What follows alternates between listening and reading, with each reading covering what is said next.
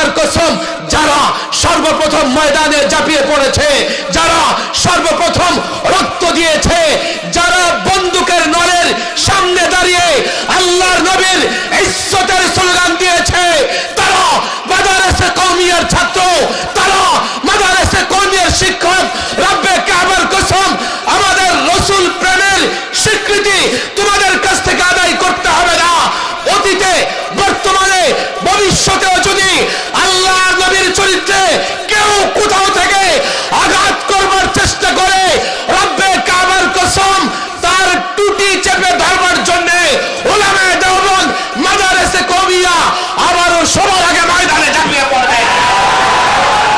তোমরা যদি বলো যে আমরা রাসূলকে মহব্বত করি না, দেখো ভাই, আমার বন্ধুগণ, আমার যুবক ভাইয়েরা, মাদ্রাসা কওমিয়া, উলামায়ে দেওবন্দ রাসূলকে মহব্বত করে না।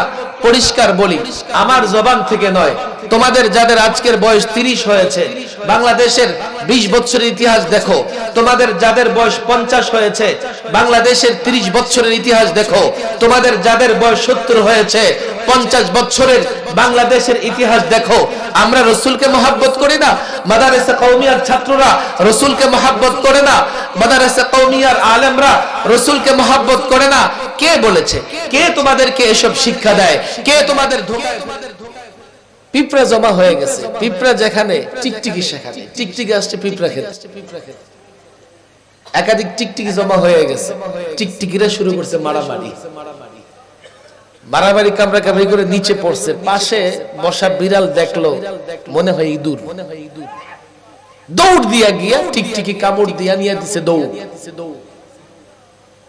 দূরে বসা মিস্টার কুকুর, সে মনে করছে বিড়াল কি যেন চুরি করে নিয়ে যাচ্ছে।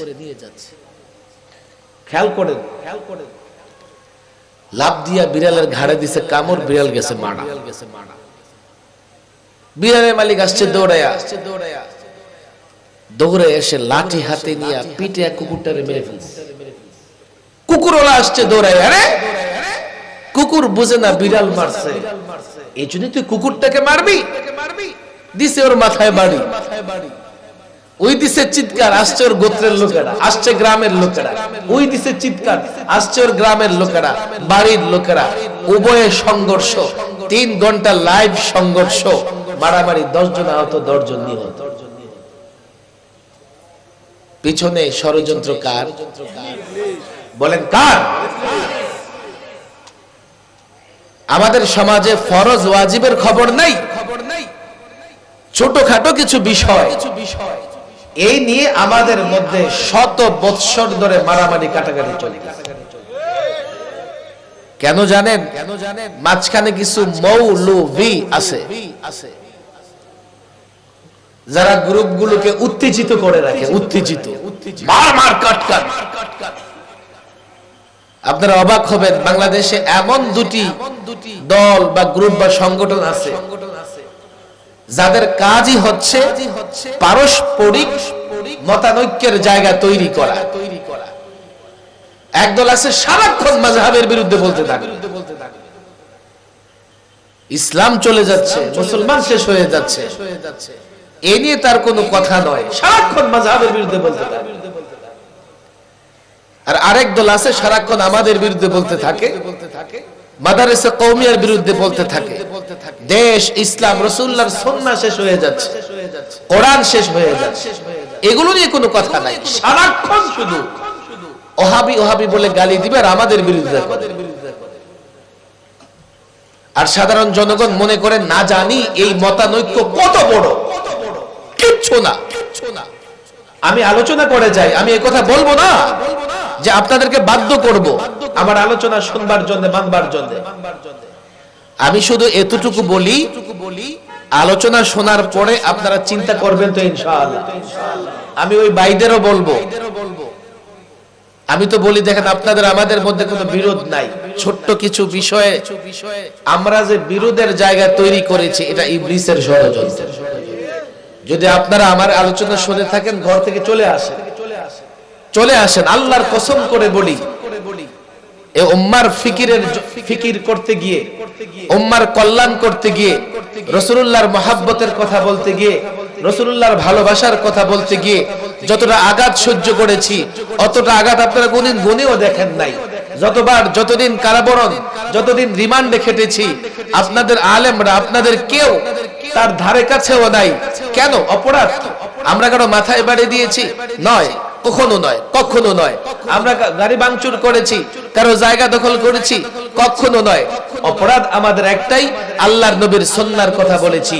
অপরাধ আমাদের একটাই, বিদআ, শিরক, কুসংস্কারের কারো বিরুদ্ধে বলেছি। এর মানে হলো আমরা উম্মতের হিতাকাঙ্ক্ষী, আমরা অন্য উম্মতের কল্যাণকামী। আমাদের আলোচনা শুনবেন না তো কার আলোচনা শুনবেন? আসেন, আসেন, বাধ্য তো করতে পারবো না, শুধু শুনবেন। তাদেরকে এতটুকু বলা হয়, খবরদার ওনাদের সামনে বসবে না, বসলে কিন্তু জাদু করে ফেলবে। এখন এই ভাইরা এই ভয়ে জাদু করতে পারবো না, ফালাকার নাচ পরে চলে আসে। মানে এমন এমন উস্কানি দেয়, মনে হয় যে আমাদের সামনে বসলে ওনারা বরফ আর আমরা আগুন। আগুনের সামনে বরফ চিকেনা গলে যায়, ওনারা গলে যায়। আলোচনা শোনেন, আমিও বলি আপনারাও তাদের আলোচনা শুনবেন। যদি আলোচনা শোনেন তাহলে আপনাদের জন্য সিদ্ধান্ত নেওয়া সহজ হবে। আমাদের যখন তারা ওয়াহাবি বলে, আমার খুব ভালো লাগে। বলে হুজুর ভালো লাগে কেন? আমরা তো গালি দেই। বলে হ্যাঁ, আপনারা গালি দেন, আমার ভালো লাগে। তাইলে তো আপনারা আসলে ওয়াহাবি। আমি বলি তাহলে বলেন ওয়াহাবি কারে বলে? যদি বলেন আব্দুল ওয়াহাব নজদির অনুসারীরা ওয়াহাবি, আমি চ্যালেঞ্জ করে বলি কোন কওমি মাদ্রাসায় আব্দুল ওয়াহাব নজদির একটা লাইনও পড়ানো হয় না। আপনাদের আলেমদের পাঠান, এই মাদ্রাসায় পাঠান, বাংলাদেশের মাদ্রাসাগুলোতে পাঠান, কোন একটা কওমি মাদ্রাসায় আব্দুল ওয়াহাব নজদি ভালো ব্যক্তি, বড় ব্যক্তি, মন্দ ব্যক্তি, খারাপ ব্যক্তি, সেটা বিষয় নয়।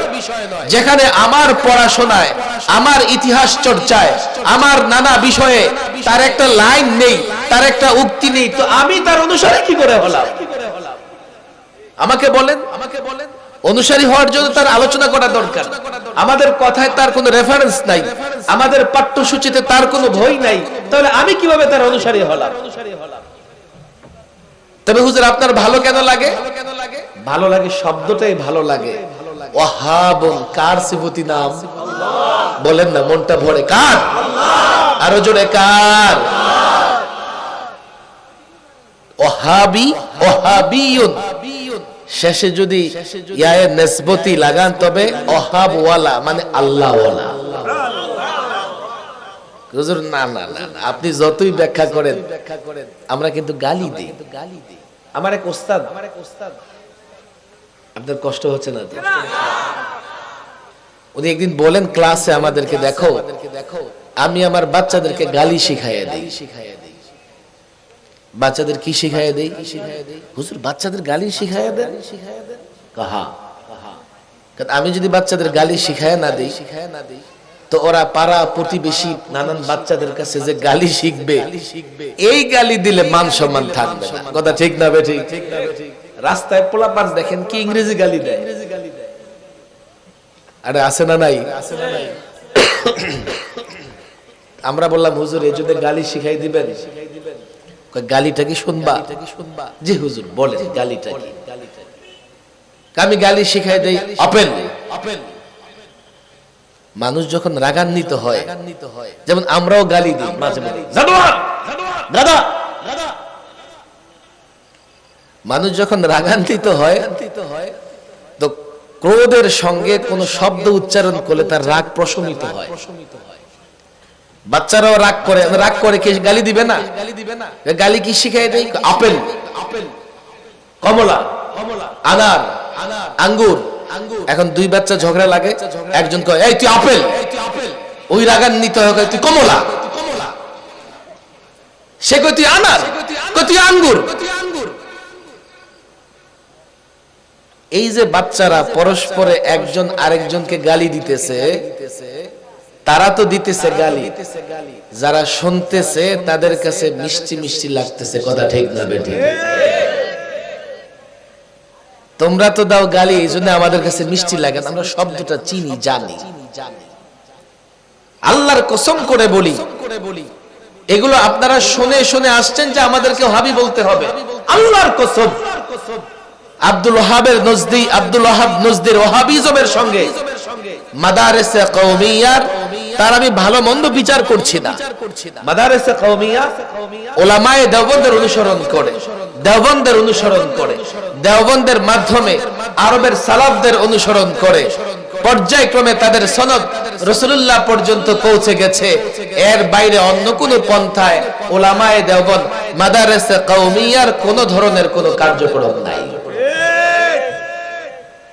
এগুলো গালি দিয়ে আপনারাও মজা নিবেন না, আমাদেরকেও, আমাদের যারা বুঝে না তাদেরকে উদ্বুদ্ধ করবেন না, ঝগড়াঝাটি করবেন না, উৎসাহ দিবেন, উস্কানি দিবেন না। কথা তো লম্বা হয়ে যাবে, সময় কিন্তু কম। আমি বলি যে ভাই, আপনারা আমাদেরকে ওহাবি বলেন, নিজেদের সুন্নি বলেন। আচ্ছা, আপনারা সুন্নি, মাশাআল্লাহ। সুন্নি কে? যে সুন্নতের অনুসরণ করে। এর মানে হলো আপনারা সুন্নতের অনুসরণ করেন, আপনারা সুন্নি। আচ্ছা চলেন ভাই, নিজেরা দাঁড়াই, সামনে হাদিসের কিতাব রাখি। আমি যুবকদের বলি, এই যুবক, এখন তুমি সমস্ত হাদিসের কিতাব বাংলা হয়ে গেছে। রাসূলুল্লাহর চাল চলন, উঠা বসা, খাওয়া দাওয়া হাদিসের কিতাবে আছে না নাই? রাসূলুল্লাহর বাথরুমে প্রবেশ করা থেকে শুরু করে বাজারে প্রবেশ করা, মসজিদে প্রবেশ করা, খাওয়ার আগে, খাওয়ার পরে, রাস্তায় চলাফেরা, উঠা বসা, সব জায়গায় সুন্নতের বিবরণ হাদিসে আছে না নাই? চলো দেখি, যার ভেতর সুন্নাহ বেশি থাকবে সেই মজবুত সুন্নি। আমাদের মক্তবের বাচ্চাদের দিকে তাকাও, তোমাদের হাতে পায়ে ধরে বলি, আমি আমার ভাইদেরকে, সুন্নি ভাইদের হাতে পায়ে ধরে বলি, আমরা বিভেদ চাই না, আমি বিভেদ চাই না। তোমরা রাসূলকে মহব্বত করো, আমিও রাসূলকে মহব্বত করি। আমি মনে করি তোমরা আমাদের শক্তি। যদি আমরা সকলে রাসূলকে মহব্বত করে থাকি আর সবাই মিলে রাসূলুল্লাহর সুন্নাহ বাস্তবায়ন করতে চাই, কোন শক্তি রাসূলুল্লাহর সুন্নাহ বাস্তবায়ন করা টেকে রাখতে পারবে না। কেন তোমাদেরকে আমি দূরে ঠেলে দেব? তোমাদের দরকার আছে, নিজেদের মাইন্ড ক্লিয়ার করো, পরিষ্কার করো, দাঁড়াও, হাদিসের কিতাব সামনে রাখো, দেখি কার মধ্যে কটা সুন্নাত আছে। যার মধ্যে যত বেশি সুন্নাহ থাকবে তার রাসূলুল্লাহর আশিক সুন্নি হওয়ার ক্ষেত্রে সে মজবুত এবং দৃঢ় হবে। কথা ঠিক না বেঠিক? বলবে হুজুর না এসব চলবো না, এজন্যই তো আমাদের মৌলবীরা বলে যে আপনাদের কাছে যেন না যাই, আপনাদের কাছে গেলে জাদু করবেন, মগজ ধোলাই করবেন। আপনারা আপনাদের মতো থাকেন, আমরা আমাদের মতো থাকি। ভাইরে কি নিয়ে ঝগড়া করো আমাকে বলো দেখি। ঝগড়া করে যে আজানের পরে হাত তুলবে কি তুলবে না। আচ্ছা, আপনারা আপনাদের আলেমদের জিজ্ঞেস করেন যে ভাই আজানের পরে হাত তোলাটা তোমরা কতটা জরুরি মনে করো? তো আপনাদের আলেমরা সর্বোচ্চ যে কথাটা বলবে যে আজানের পরে হাত তোলা মুস্তাহাব। আজানের পরে হাত তোলা কি? খেয়াল করেন। এখন আমি যদি তোমার কথা মতো মুস্তাহাব ছেড়ে দেই, আমার সঙ্গে ঝগড়াঝাটি করা যাবে?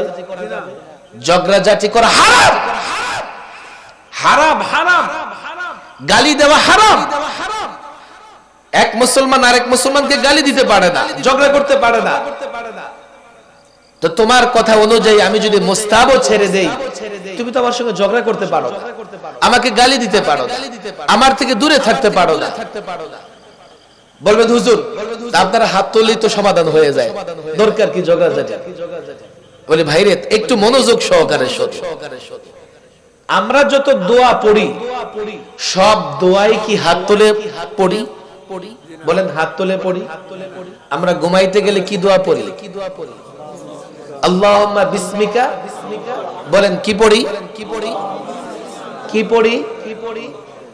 ঘুম থেকে উঠে কি পড়ি? আলহামদুলিল্লাহিল্লাযী, আল্লাহু আকবার, মাশাআল্লাহ, মাশাআল্লাহ। হাত তুলে পড়ি। খাবারের শুরুতে কি পড়ি? হাত তুলে পড়ি, খাবারের পরের দোয়া, ঘর থেকে বের হওয়ার দোয়া, মসজিদে প্রবেশ করার দোয়া, মসজিদ থেকে বের হওয়ার দোয়া, বাজারে প্রবেশ করলে দোয়া। বলেন এগুলো কি করি? পড়ি, হাত তুলে পড়ি। আবার আমরা কিছু সময় দোয়া কিন্তু হাত তুলেও পড়ি, পড়ি না? নামাজের পরে দোয়া করলে হাত তুলি, তুলি কি তুলি না? শুক্রবার দিন আসরের পরে দোয়া করলে হাত তুলে আল্লাহর কাছে কি করি? দোয়া করি। বিশেষ বিশেষ নানান সময়ে আমরা হাত তুলেও কি করি? দোয়া করি। তাহলে বোঝা গেল দোয়ায় হাত তোলাও যায় কখনো, আবার কখনো তোলা লাগে। যদি সব জায়গায় হাত তুলতে হতো, এখন খাওয়ার আগে আপনার হাত তুলে বসে থাকতে হবে। কথা ঠিক না বেঠিক? তাহলে হাত তোলাটা দোয়ার জন্য আদব। আদব হাত তোলা, কিবলামুখী হওয়া, সিজদার সুরতে বসে আল্লাহর কাছে দোয়া কান্নাকাটি করে, দোয়ার আদব।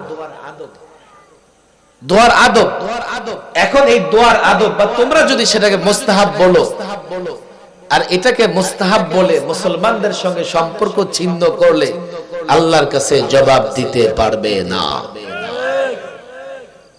দেখেন কি বিষয় নিয়ে ঝগড়া। আমরা কিন্তু সারাদিন অনেক দোয়া পড়ি,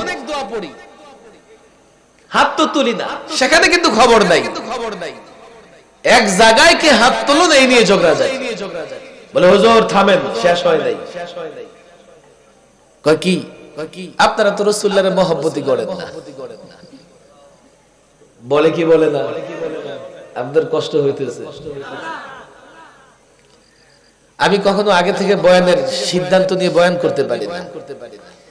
এখানে আসার পরে বলতেছে হুজুর এই ঝামেলা ঝামেলা, আমার জেনে ঝামেলা ঢুকে গেছে।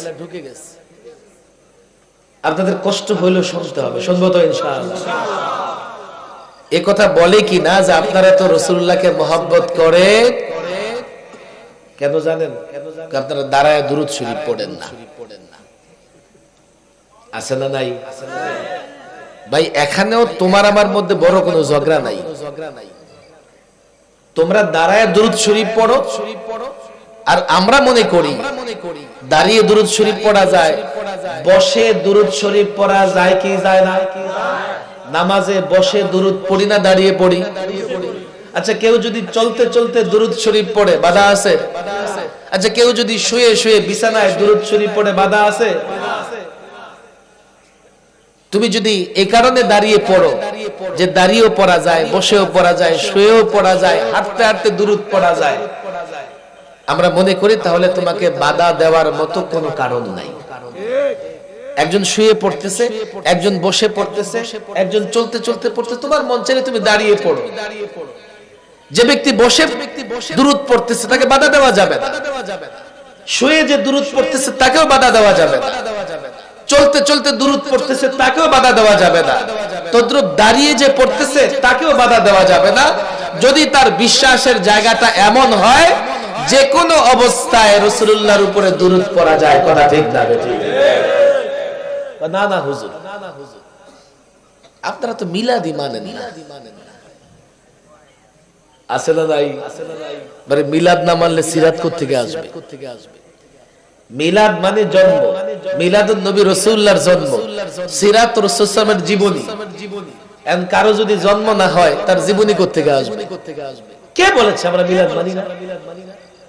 মিলাদুন নবী রাসূলুল্লাহর জন্ম, এবং রাসূলুল্লাহর জন্ম আলোচনা করা সওয়াবের কাজ।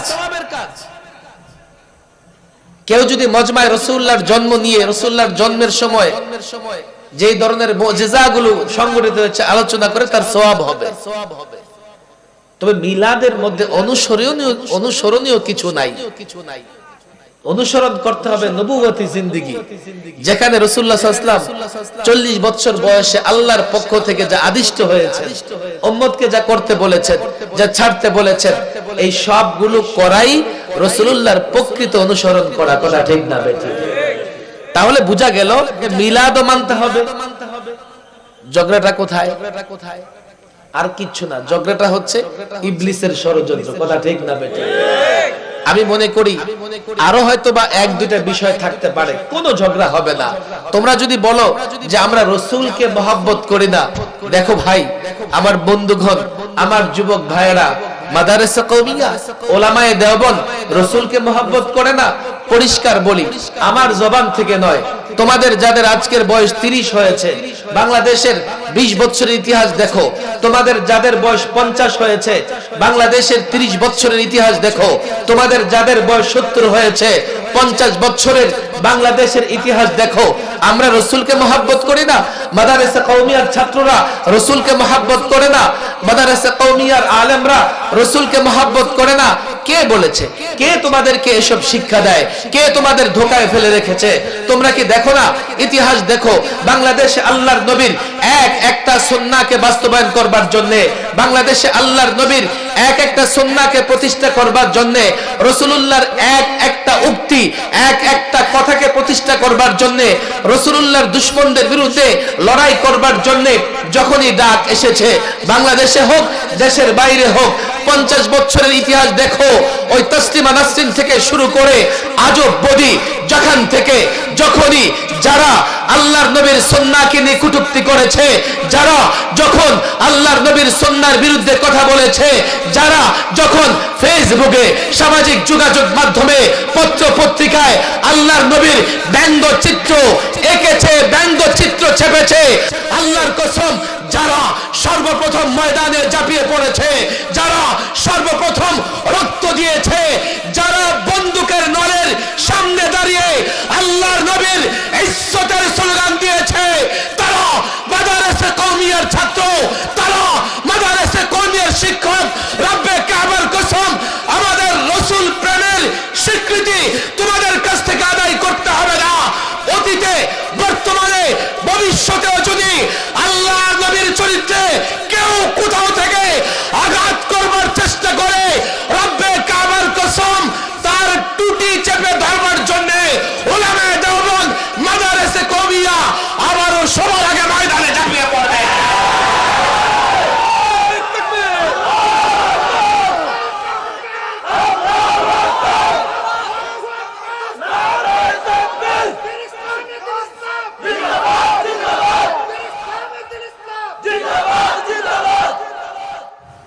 বলে কেন না? আলোচনা করলে অনেক সময় লেগে যাবে। এক টেলিভিশন টক শোতে আমার সঙ্গে নাস্তিক বিতর্ক করতেছে। মঙ্গল শোভাযাত্রা 1000 বছরের ইতিহাস। আমি বলি, মিথ্যা, তুই হাজারই চিনিস না। তোর কাছে কত সংখ্যায় হাজার হয়? বাংলা সন চালু হয়েছে 400 বছরের একটু বেশি। মঙ্গল শোভাযাত্রা 1000 বছরের ইতিহাস কেমনে হয়?